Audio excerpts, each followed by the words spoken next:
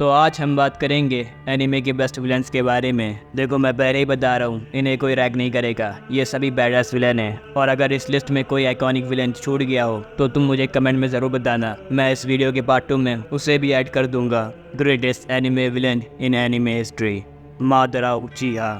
इस बंदे ने अपना इतना रौला टाइट कर लिया था कि इसके नाम को सुनने से ही शिनोबिस की फड़ी आती है। इस बंदे ने अपनी पहली अपीयरेंस में कई शिनोबिस को मौत का मजा चखा दिया था। Fourth great Ninja war start करने के लिए इसका नाम ही काफ़ी था। इसकी ताकत का तो कोई सवाल ही नहीं है। इसने अकेले ही 80,000 शिनोबिस, 90 बीस्ट, 5 कागेस, 4 होकागे को अकेले ही हराया था। इसकी स्पीच, इसकी गॉड लेवल पावर और इसकी अपीयरेंस सभी अमेजिंग है, तभी तो इसे घोस्ट ऑफ द उचिहा बोलते हैं। सच में किशिमोटो ने एक ऐसा कैरेक्टर बनाया है कि आने वाली कई सारी पीढ़ियां जो एनिमे लवर होगी वो इसे याद रखेंगी।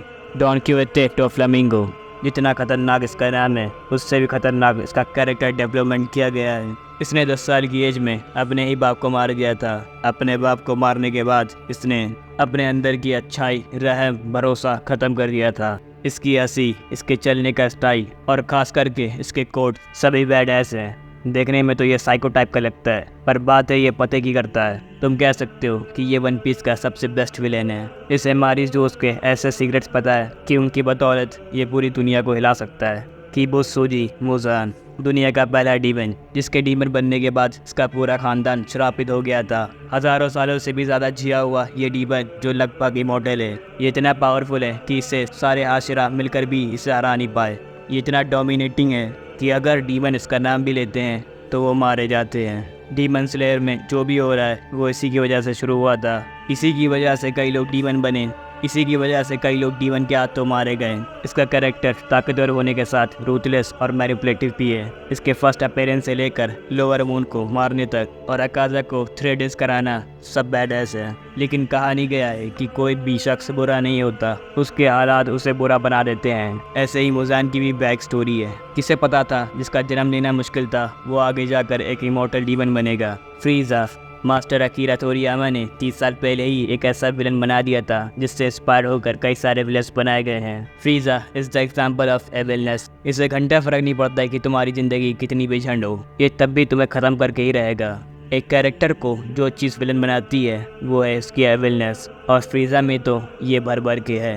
इसका कैरेक्टर डिज़ाइन, इसके इरादे, इसके लड़ने का तरीका सब कुछ कमाल का है। इसका बस एक ही गोल है, यूनिवर्स पर राज करना। ड्रैगन बॉल की मांगा में इसकी नई ब्लैक फॉर्म, जिससे उसने गोकू और विजेटा की स्ट्रॉन्गेस्ट फॉर्म को वन शॉट कर दिया है।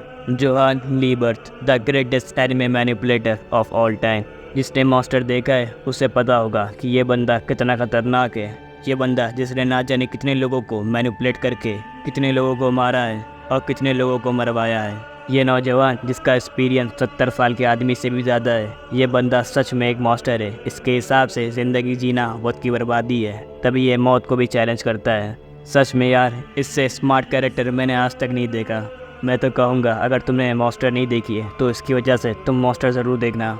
Eigen Sosuke, the best villain in big 3। Bleach में जो भी हो रहा है वो सभी इसी का ही प्लान है, तभी तो उसके फैंस हर जगह लिखते हैं कि ये आइजन के प्लान का हिस्सा है। इसके मैनिपुलेशन स्किल्स कमाल की हैं। अपनी पर्सनैलिटी को चेंज करके ये किसी को भी चूतिया बनाकर अपना काम निकलवा लेता है। इसका हारना भी इसके ही प्लान का हिस्सा था। खुद को गॉड समझने वाला ये बंदा अपने प्लान के बीच में किसी को भी नहीं आने देता है। सबसे ज़्यादा अमेजिंग बात ये है कि इस बंदे की कोई भी सैड बैक स्टोरी नहीं है, बस इसका मन है नई दुनिया बनाने का, तो बना रहा है। जिसको जो उखाड़ना है उखाड़ ले।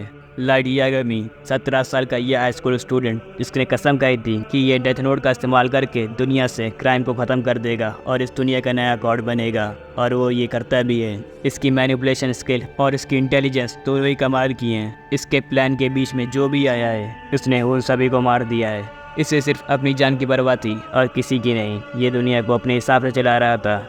इस बंदे की पर्सनैलिटी और इसकी क्रेजी लाफ जो पूरे वर्ल्ड में फेमस है। सच बताओ तो लाइट मेरा फेवरेट कैरेक्टर है। मैंने इसी की वजह से ना जाने कई बार डेथ नोट को देखा है।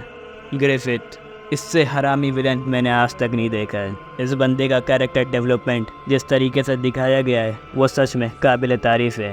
इसके पास सब कुछ था, लुक्स, इंटेलिजेंस, पर्सनैलिटी, पावर। इसने अपने सपने को पूरा करने के लिए बहुत घिनौने काम करे हैं जो मैं तुम्हें बता भी नहीं पाऊंगा। जिन्हें ये सालों से बचा रहा था उन्हें इसने एक ही झटके में सेक्रीफाइस कर दिया था। कई विलन्स की सैड बैक स्टोरी होती है जो उन्हें विलन बनने में मजबूर करती है, पर इसका ऐसा नहीं है। ये साला शुरू से ही हरामी है।